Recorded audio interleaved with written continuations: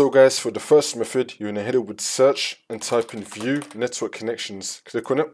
And then once you're on this, you're going to find your network adapter. You're going to double click on it. And then click on properties.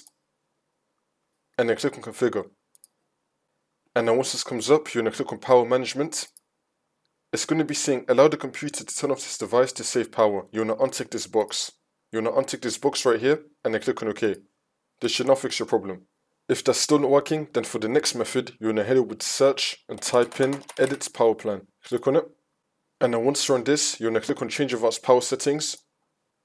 And now you want to expand wireless adapter settings. We're going to expand this. Now you want to expand power saving mode. Now once you expand power saving mode, you're going to be having two options right here. It's going to be saying on battery and plugged in. For me, it only says settings. Just ignore this. In your case, it's going to be saying on battery and plugged in. There's going to be two options.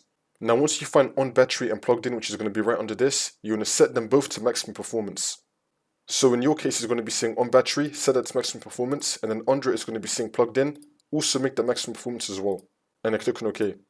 Now, you just want to restart your computer, and then this should now fix your problem.